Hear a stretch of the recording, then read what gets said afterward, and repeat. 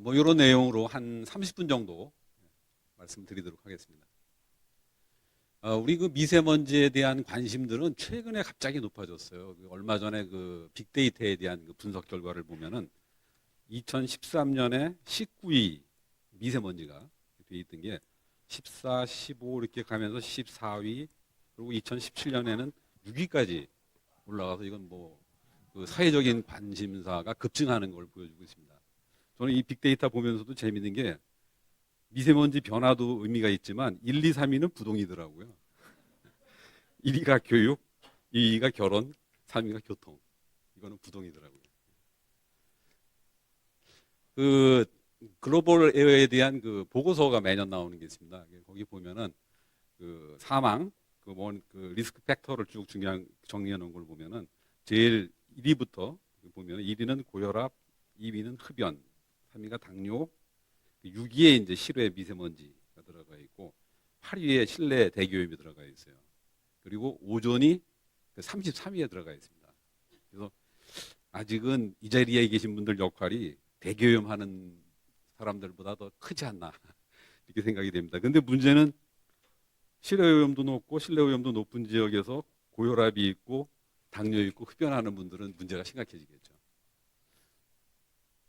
자, 우리 이제 대기질이에요. 가끔 이제 우리 수준이 얼마나 되느냐 뭐 이런 얘기들을 많이 묻는데 여기 보면은 그 우리가 여기 지금 까맣게 돼 있는 부분 이게 이제 그래프에 없어가지고 추가를 한 거예요.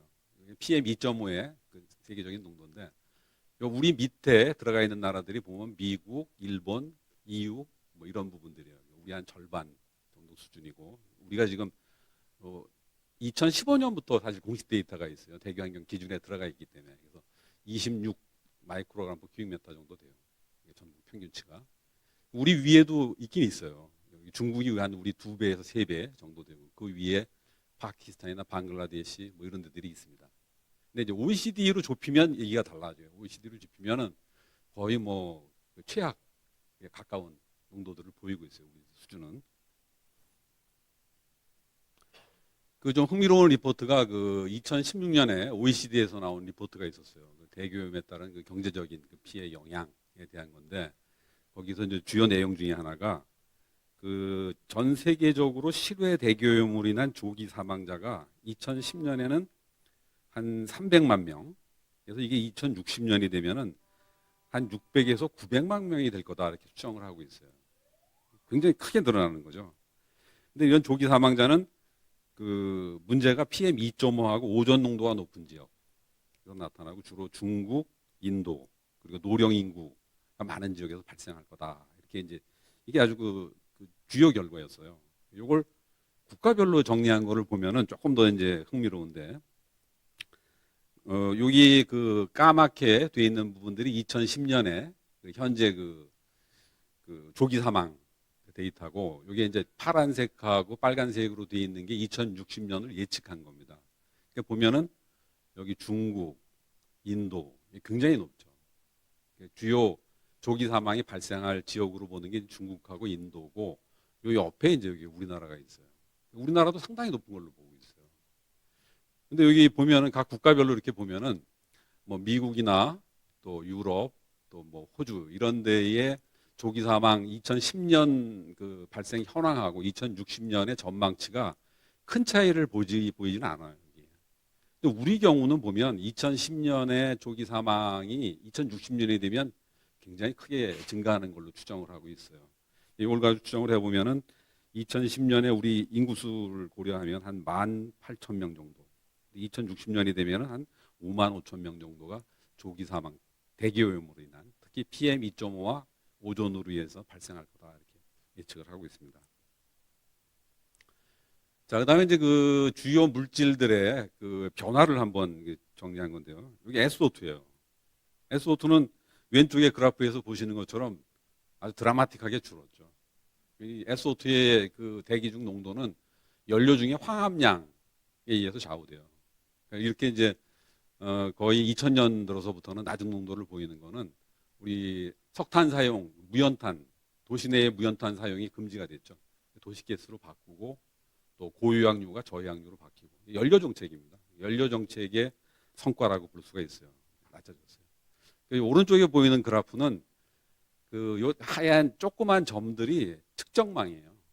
측정망 위치들이고 거기에 이제 단기 기준 초과 횟수입니다. 파란색으로 갈수록 작은 거고 빨간색으로 커질수록 진하고 커질수록 단기 기준 초과 횟수가 많은 거예요. SO2는 단기 기준 초과 횟수가 거의 크지 않죠. 다만 울산 지역은 좀 높아요. 아직도 SO2가 단기 기준을 초과하고 있어요. 아시다시피 울산 공단 영향이죠. 그다음에 여기 NO2예요. NO2는 상황이 좀 다르죠. NO2 농도 변화를 보면은 한 30년치인데 크게 증가하지도 않았지만 크게 개선되지도 못했어요. 이 변화를 보면 이렇게 되고요. 이게 전국 평균치들입니다. 이게. 근데 오른쪽에 그 지역별 편차는 상당히 커요. 지역별로 단기 기준 초과 횟수를 보면 한눈에 딱 몰아질 수가 있어요. 대도시 지역에 집중되어 있습니다. 이건 NO2의 배출원이 주로 그 자동차 중에서도 디젤 엔진이기 때문에 그래요. 휘발유 자동차보다 디젤 엔진 쪽에서 그 낙스 배출량이 많거든요. 그러니까 대도시 지역에 교통량이 집중되니까 단기 기준 초과 횟수가 수도권, 대구, 동남권 이렇게 딱 집중되는 것을 명확하게 보여주고 있어요. 그 다음에 이게 오존이에요. 오존은 이 좀 학계에서 상당히 우려하고 있어요. 미세먼지의 그 관심에 묻혀가지고 오존에 대한 관심은 사실 좀 덜한데 왼쪽 그래프를 보시면 이게 한 30년 동안 이렇게 증가한다. 꾸준히 증가하고 있거든요. 꾸준히 증가하고 있어요. 좀 주목할 거는 오존 농도가 높아지는 게 아니고 오존이 높아지는 거는 포토케미칼 스모그의 인디케이터라고 보셔야 돼요. 오존이 높아질 때는 포토케미칼 그 스모그가 같이 높아질 때 나타나는 뭐 포말데히드, 아세트알데히드, 아크릴레인 뭐 이런 위해도가 높은 물질들도 같이 높아질 가능성이 있거든요. 이게 앞으로 기후 변화 때문에 온도들이 높아지고 나면 특히 이제 포토케미칼 스모그는 중요한 변수들이 그 온도 또 이게 전구 물질 뭐 이런 거의 영향인데 지금 낙스는 못 줄이고 있고 온도 높아지고 있고 하면 더 높아지지 않을까 하는 우려를 하고 있어요.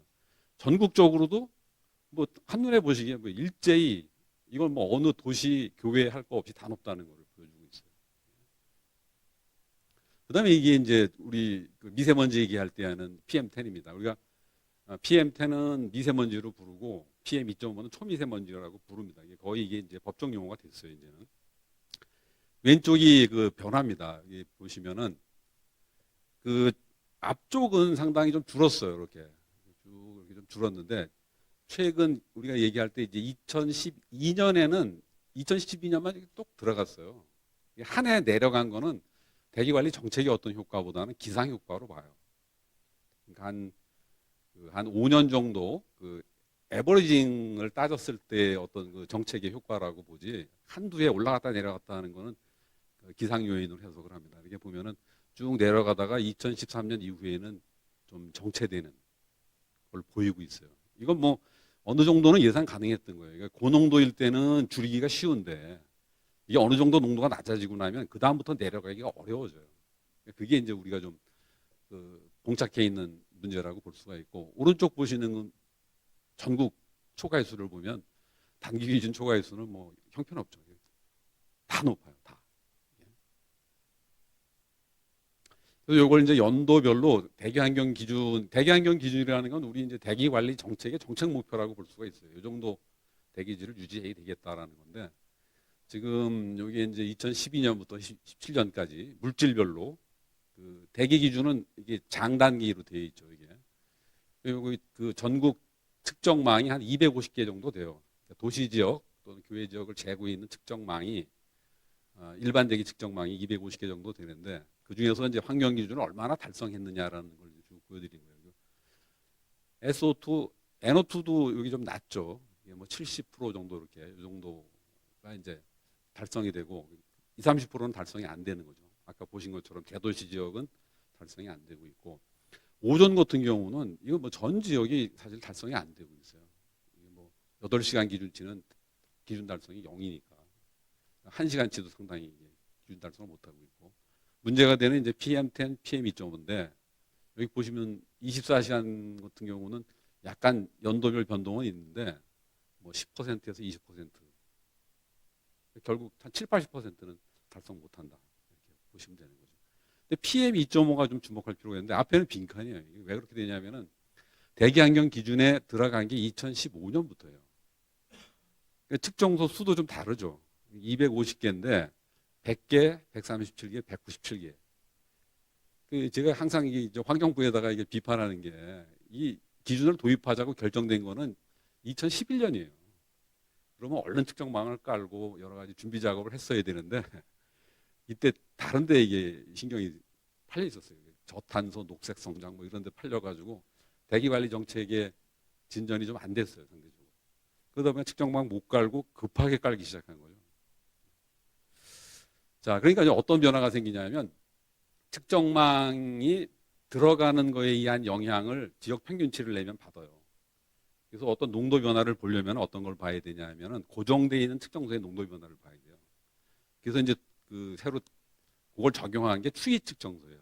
트렌드를 볼 수 있는 측정소를 정했어요. 그래서 전국에 52개 측정소를 선정해서 그건 위치를 고정하도록 하고 이 대기 측정소가 가끔 옮겨 다니는 경우가 있어요. 근데 이제 대개 건물 옥상에 이제 설치를 하는데 건물이 철거를 하거나 이래서 이제 부득이하게 옮기는 경우도 있지만 뭐 지나간 얘기지만 지자체에서 높은 농도가 나오면은 그거를 좀 낮추는 방법으로 측정소를 이전하기도 했었어요. 그런 일도 벌어졌었어요. 그러니까 이게 측정소가 옮기면 농도는 변하죠. 그래서 측정소의 농도를 볼 때는 그 지점이 옮겨 다니지 않았는지를 잘 확인해야 돼요. 그래서 앞에 보여드렸던 농도하고 약간 다릅니다. 이 추이 측정소는 고정된 지점의 이제 농도 변화예요. 여기 보시면은 뭐 그대로 나타나는데 여기 오존이 쭉 올라가고 있는 게 나타나고 있고 이게 이제 PM10이에요. 그리고 여기 이제 PM2.5입니다.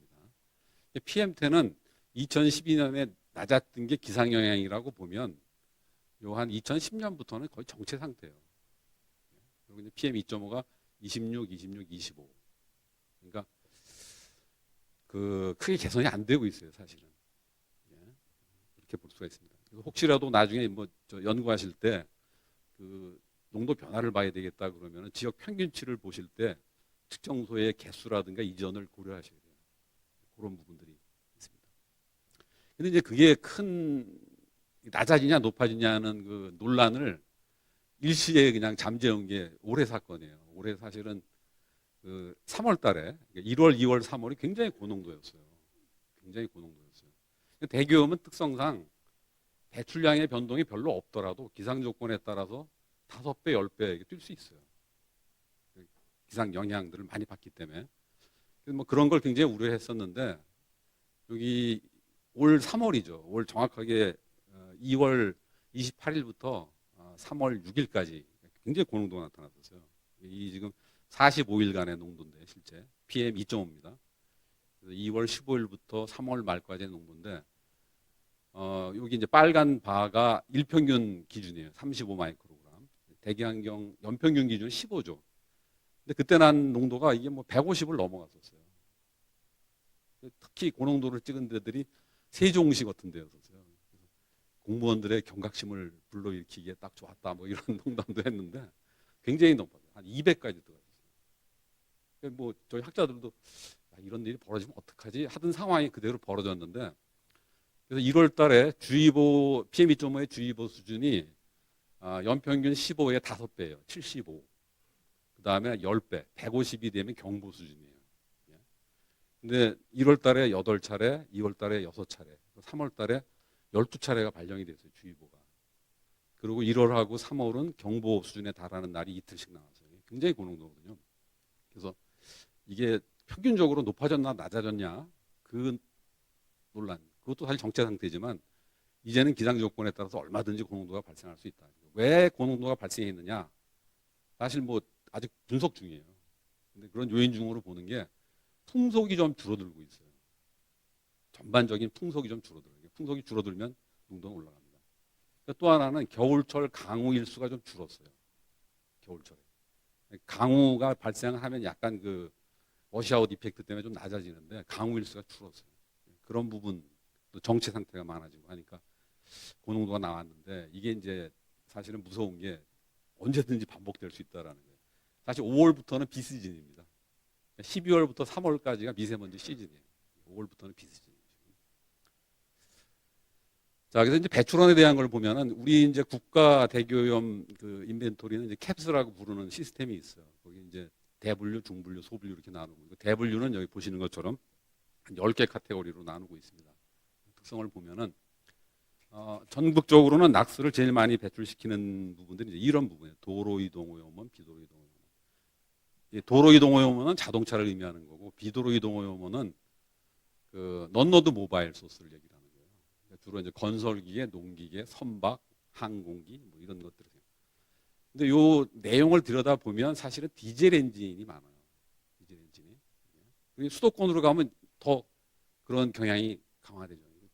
자동차 통행량 집중도가 높으니까 도로 쪽에서 한 절반, 비도로 쪽에서 한 5분의 1 정도, 이 정도 나옵니다. 그러니까 PM 2.5로 보면은 전국적으로는 이제 제조업, 이게 공장이죠. 공장이고, 그 다음에 여기 이제 도로, 비도로. 그리고 여기에 비산먼지가 들어가고 여기 생물성 연소가 들어가요. 뒤에도 비산먼지는 이제 건설 공사를 하거나 자동차를 주행하면서 이제 재비산되거나 하는 부분들입니다. 근데 수도권으로 오면 이게 더 강조가 되죠. 자동차 부분이 이만큼이고 비산먼지 부분이 들어가고 생물성 연소가 들어갑니다. 이게 이제 우리 배출원의 배출량 크기 현황입니다. 근데 이걸 차종으로 보면은 조금 더 다른 결과들이 보이는데, 여기 이제 CO하고 VOC 경우를 보면은 제일 많이 차지하는 부분이 수용차예요. 여기가 수용차, CO도 수용차고. 그 수용차 중에 RV는 따로 분류를 했습니다. 여기 RV가 따로 있습니다. 그러니까 CO하고 VOC는 그 휘발유 승용차 쪽에서 많이 나온다 이렇게 볼 수가 있어요. 그리고 VOC 일부는 이제 여기서 좀 나오고요. 근데 CO 같은 경우는 이륜차에서 나오는 양도 무시할 수가 없어요. 이륜차에서 사용하는 연료는 작더라도 대기오염은 온실가스는 연료 사용에 비례하는데 대기오염은 연료 사용에 비례하지 않습니다. 그 연소 조건에 따라서 달라지거든요. 이륜차 같은 경우는 소형 엔진을 쓰다 보니까 불안전 요소가 많으니까 이제 CO는 많아요. 이제 PM 2.5인데 PM 2.5하고 낙스는 뭐 압도적으로 화물차가 뭐 크게 차지하고 있고, 그 다음에 RV예요. 그러니까 화물차와 RV의 특징들은 다 디젤 엔진입니다. 디젤 엔진이 상대적으로 고온 연소를 하니까 낙스가 많이 나와요. 낙스가. 그 다음에 이제 PM 2.5도 많이 나와요. 그래서 그 우리 저 비상 고농도시의 비상조치 얘기할 때 이부제 얘기하는 분들이 있는데 저는 사실 이부제 반대했거든요. 이거 보면은 어딜 줄여야 될지가 명확하거든요. 승용차 차지하는 부분은 PM 2.5에서 요 정도예요. 그러니까 그 RV하고 화물차가 차지하는 부분이 압도적이거든요. 그래서 이제 우리가 5등급으로 이제 그 배출가스 등급을 구분하는데 5등급 차로 하면은 전체 차종의 한 9% 정도 돼요. 근데 PM 2.5 배출량으로 하면 한 55% 됩니다. 그러니까 5등급 차량을 규제를 하면 절반을 줄이는 거를 이부제를 하면은 절반 줄여가지고 절반 줄이자는 거거든요. 규제 효율성에서 안 된다, 이제 그런 문제 제기를 하고 있습니다. 그다음에 이제 그 미세먼지 얘기 나오면 이제 중국 얘기를 또 빠뜨릴 수가 없어요. 중국 변화량이 어떻게 되고 있느냐. 최근에 연구 결과들을 보면은 CO2는 연료 사용량에 비례하죠. 2010년 이후에 연료 사용량이 크게 증가하진 않아요, 중국도. 그래서 PM 2.5나 VOC 양은 뭐 크게 증감을 안 보이고 있는데, SO2하고 낙스는 좀 주목할 부분이 있어요. SO2는 2005년을 피크로 해서 줄어드는 걸 보이고 있고, 낙스는 2010년, 삭스가 2005년, 낙스가 2010년을 고비로 피크로 줄어들고 있어요. 관리를 시작했다는 얘기거든요, 중국도. 배출량에서 그 삭스하고 낙스는 줄어들기 시작했다, 이렇게 평가를 합니다. 그래서 중국 기여도 얘기할 때 많이 나오는 게 산동성이에요. 베이징에 있는 공장들을 산동성으로 옮겨서 우리 그 대기질에 악영향을 미치고 있다, 뭐 이런 얘기가 있는데, 실제 산동성의 농도를 보면은 조금 달라요. 산동성의 실제 PM10, 요 빨간색이 PM10이고 파란색이 PM2.5 농도예요. 한눈에 딱 아실 수 있죠. 드라마틱하게 줄어들었어요. 드라마틱하게. 산동성의 실제 그 농도거든요. 물론 이제 이 뒤에도 계속 내려가리라고 예상하기는 좀 쉽지 않아요. 왜냐하면 농도가 낮아지면 저감 효과들이 줄어들거든요. 계속 내려가기는 어렵겠지만 사실은 요 최근 한 5년, 2014년에서 18년 사이에는 굉장한 대기관리 정책과 그에 따른 효과를 보여주고 있어요. 사실은. 근데 이런 부분이 이제 우리한테 조금 반성해야 되는 부분이에요. 우리는 사실 2013년 이후에 정체를 보이고 있거든요. 중국은 내려갔는데. 그래서 중국 기여도도 좀 내려가는데도 불구하고 우리가 저감이 안 됐다는 얘기는 우리 저감 실적이 미진하지 않았느냐 이제 그런 제기도 하고 있어요.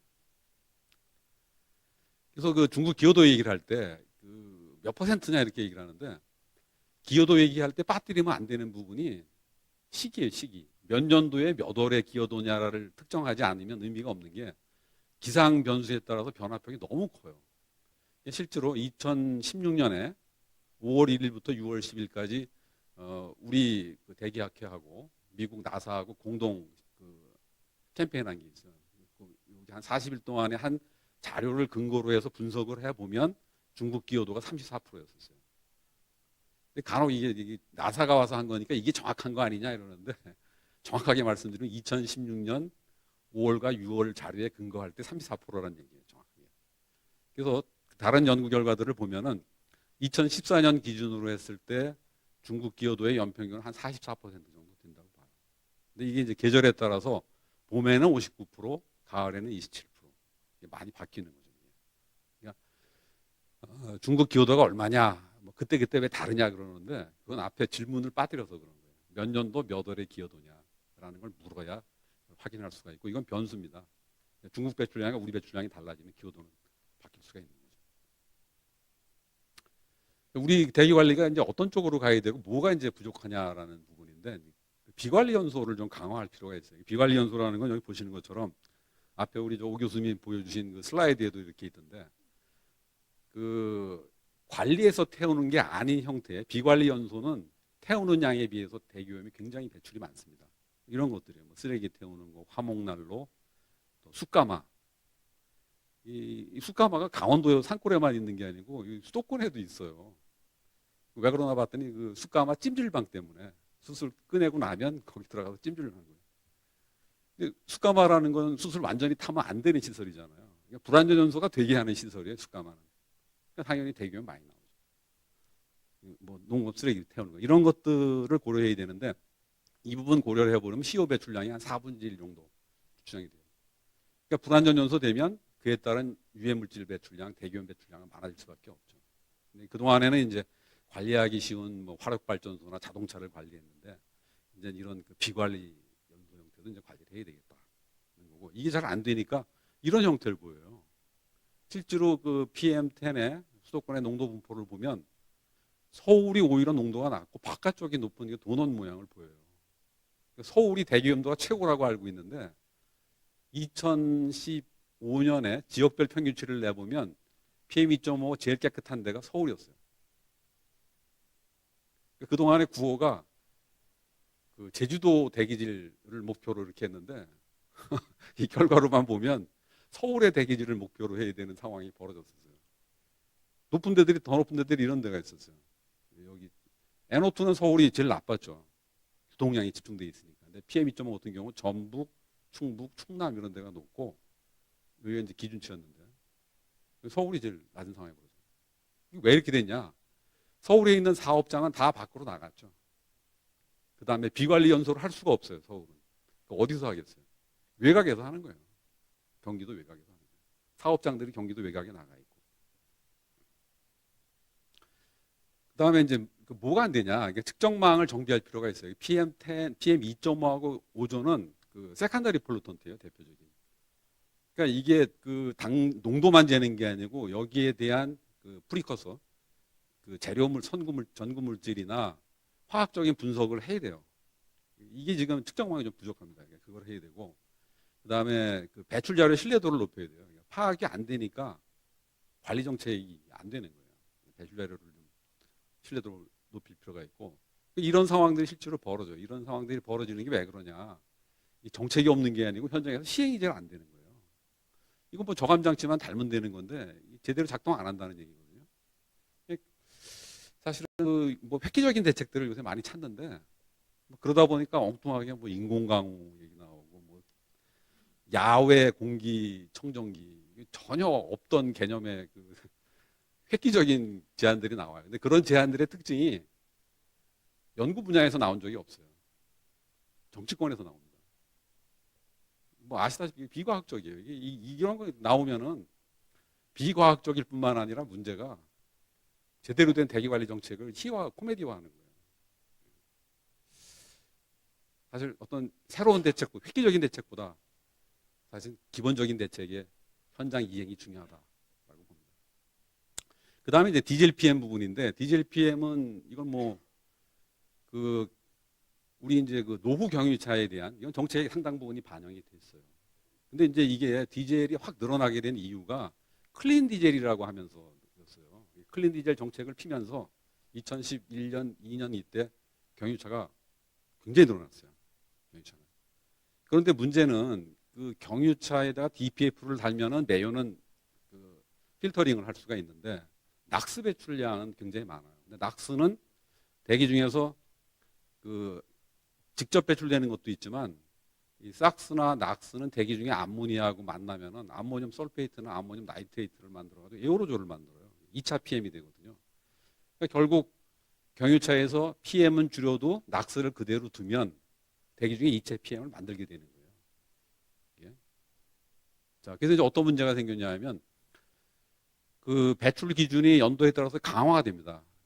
이게 이제 낙스에 대한 건데, 이거 이제 그 가솔린 차 경우에는 규제가 강화되는 거를 쫓아가요. 제작차가. 근데 그 디젤 엔진 같은 경우는 규제가 강화되는 걸, 요 안에 그 맑은 하늘색이 규제가 강화되는 거고요. 실제 배출되는 게 바깥. 못 쫓아가는 거예요, 이게. 어떤 상황이 벌어지냐면 검사할 때는 통과하는데 실도로에 나가서는 배출되는, 더 많이 배출되는 상황이 벌어져요. 그게 이제 폭스바겐 사태고 우리가 디젤 게이트라고 부르는 거예요.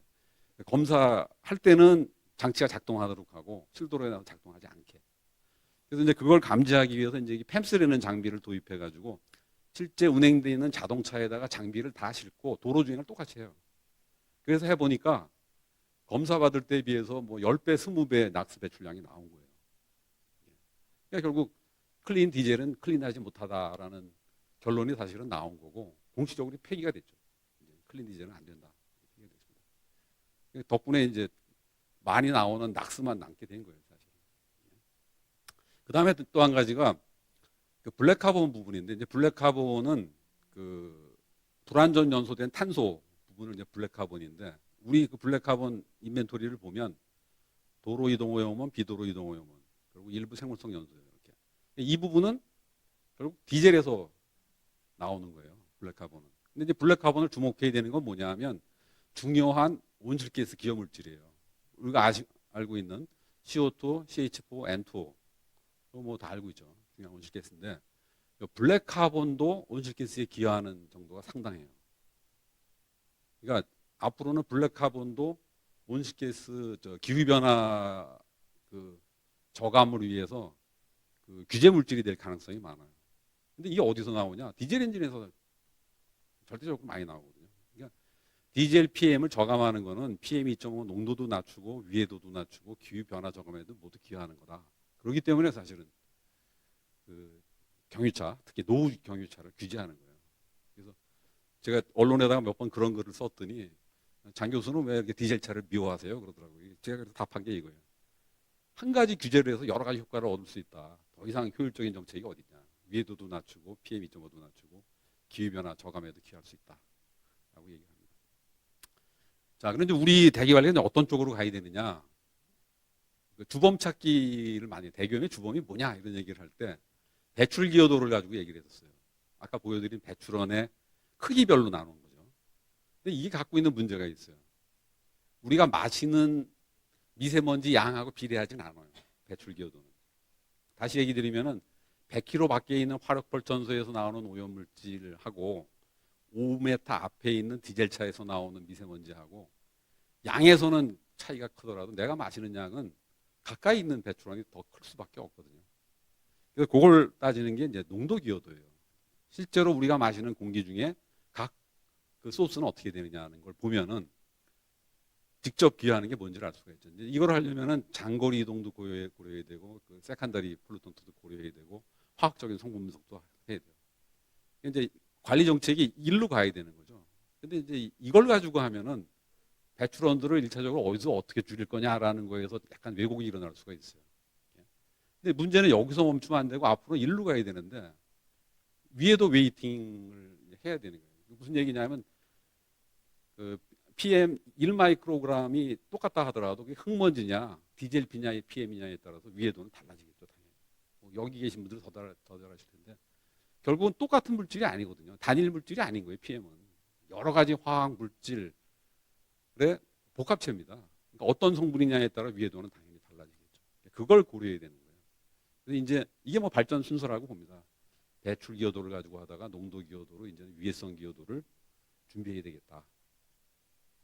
자, 그래서 좀 주목할 게 그 미국 이 캘리포니아 지역의 그 대기 위해성 평가 이 프로그램들이 네 차례가 진행이 됐어요. 이게 메이트라는 연구 프로젝트인데 그 캘리포니아 남부 권역에서 진행된 거예요. 네 차례 진행이 됐고 여기 결과를 보면 그리고 그 디젤 PM의 위해대에 대한 게 2012년 WHO 아이약에서 1급 발암 물질로 분류를 했죠. 그래서 그 유닛 리스크가 나와 있어요. 계량적인 계산을 할 수가 있습니다. 디젤 PM에 대해서. 그걸 가지고 이렇게 해보면은 여기 실제 그 LA 지역의 PM 2.5에 대한 그 소스 분석을 한 거예요. 여기 이제 이 부분이 암모늄 설페이트 나이트레이트 2차 PM이죠. 그다음에 여기 저 녹색 부분이 미트 쿠킹 바베큐 할 때 나오는 게 여기 잡혀 있어요. 잡혀 있고 여기 파란색이 디젤 PM입니다. 파란색이 디젤 PM. 농도로 보면은 PM 2.5 농도의 한 15%, 3마이크로그램 정도 되니까 15% 정도 돼요. 근데 거기다가 위에도 웨이팅을 하면 얘기가 달라지는 거예요. 이 빨간 부분, 이 부분이 디젤 PM이에요. 그걸 이렇게 물질별로 보면 그 캔서 리스크 그 위에도를 가지고 보면 디젤 PM이 84%예요. 그 나머지들이 이제 뭐그 일산부타디엔이나 또 포말데히드, 아세탈데히드 이런 것들이 뒤를 잇고 있어요. 그다음 소스로 보면은 온노드하고 논노드예요. 결국은 디젤 엔진이라는 얘기죠. 자, 그래서 이 LA 사회는 상당히 중요한 걸 시사한다고 보는데 디젤 PM의 대기 중에 농도는 15%라도 위에도 가중치는 위에도는 84%까지 간다. 다만 농도로만 따질 일이 아니다라는 거죠. 실제로 그 캘리포니아 사례들을 보면 그 뒤에 메이트 4에서 진행된 걸 보면 굉장히 낮춰요. 이걸 배출량을 낮추니까 그 이 지역의 그 위에도 100만 명당 한 850명 되는 캔서 리스크를 367명 정도 줄여요. 뭐 이게 결국은 대기 관리 정책이죠. 뭐 원인이 뭐냐? 그걸 줄여서 리스크를 줄이는 거죠. 우리도 이거 해보고 싶은데 우리 지금 못해요 이걸. 왜 못하느냐? 자, 이게 이제 대기 그 리스크 어세스먼트를 하는 이제 그 개념도입니다. 요 왼쪽 부분은 이제 저 같은 대기공학자가 할 일이고 이제 오른쪽 부분은 여기 계신 의학 하시는 분들이 하셔야 될 부분이에요. 자, 여기 이제 인벤토리를 만들고 그 유해 물질 배출 양을 낸 다음에 디스퍼전 모델링을 하고 이제 대기 중에 농도하고 비교하고. 그러니까 우리는 이건 좀 돼 있어요. 측정도 약하고 인벤토리도 부족합니다. 준비가 안 돼 있으니까 못 하는 거예요. 그다음 이제 오른쪽으로 넘어가면 요거 이제 그 노출 모델링을 해야죠. 그다음에 그 퍼스널 모니터링하고 비교를 해야 될 거고. 그다음에 이제 그 리스크가 어떻게 되는지. 앞에 우리 저 메이트 연구에서 나오는 것처럼 크기는 얼마나 되고 그 원인은 뭔지 이런 것들이 나와야 되는데 이게 뭐 이 부분에 얼마큼 됐는지는 전 정확하게 모르겠어요. 여기 계신 분들이 더 잘 아실 거고 이 부분은 요거는 돼 있고 측정과 인벤토리는 이건 작업 중이고 이건 부족한 상태. 그러니까 못 가는 거죠 아직. 근데 유해성 평가로 가는 부분은 이게 금방 안 되는 거기 때문에 빨리빨리 준비를 해야 된다고 봐요. 지금 준비해야 뭐 한 5년 뒤부터나 가능할까? 뭐 이런 상황이거든요. 실제로 보면은 배출 기여도로 보면 이제 이렇게 나타나는 거고 이게 행정적으로 얘기할 때 이거죠. 농도 기여도로 보면 실제 이게 서울의 농도 기여도예요. 실제 데이터입니다. PM2.5를 포집을 해서 화학 성분 분석을 하면 배출원이 어떻게 추정이 되느냐? 제일 많은 부분은 2차 PM이에요. 아모늄 솔페이트나 나이트레이트. 두 번째로 큰 게 자동차예요. 이동오염에서 기여한 게 큰 걸로 봐요. 그 다음에 생물성 연소예요. 결국 이 부분이 순서가 되는 거예요. 이 부분을 낮춰야 되는 거죠. 근데 이것도 이제 농도로만 본 거고, 이걸 위해도로 보려면 그 캘리포니아 사례처럼 이걸 그려봐야 되는데 이거 못 그려요. 준비가 안 돼 있기 때문에. 근데 추정할 수 있는 거는 수송 부분의 연료 사용량을 휘발유하고 경유의 수송 부분의 연료 사용량 비율을 보면 미국은 3대 1입니다. 휘발유 사용하는 게 더 많아요. 우리 경우는 어떻게 되냐? 3대 5예요. 우린 디젤 사용하는 게 더 많거든요. 그렇다면 우린 디젤 PM의 위험도, 농도도 높고 위해도도 훨씬 클 가능성이 뭐 거의 거의 확실하다고 봐요. 크기를 보여줄 수는 없는데 추정을 하자면 연료 사용량의 비율만으로도 저는 충분히 시사점은 강력하다고 봐요. 자, 이게 뭐 정리를 하면 그렇습니다. PM10하고 PM2.5는 심각한 수준이고 앞으로도 조기 사망이 발생할 수 있는 주요 물질로 본다. 그동안에 이제 우리가 관리 사각에 있는 중소형 사업장, 또 비관리 연소 이런 쪽을 좀 집중해야 되겠다. 그리고 지금 어떤 신기술보다는 지금 대책은 다 나와 있어요, 사실은. 다 나와 있어요. 문제는 뭐냐? 현장에서 제대로 이행이 되는지 제대로 확인 못 하는 거예요. 그게 문제. 특히 PM10은 PM2.5 농도, 또 위해도, 또 기후변화 이런 데 기여하는 부분이 크기 때문에 우선적으로 저감 정책이 필요하다고 보고 노후 경유차, 화물차, 건설기계 이게 정책의 주 타깃이 될 수밖에 없어요. 그리고 앞으로 정책은 농도 기여도 이제 여기까지는 갔어요. 여기까지는 갔는데 향후 대기 위해성 평가 또 그에 따른 관리 이런 쪽으로 돼야 되겠다는 말로 강의 마치도록 하겠습니다. 감사합니다.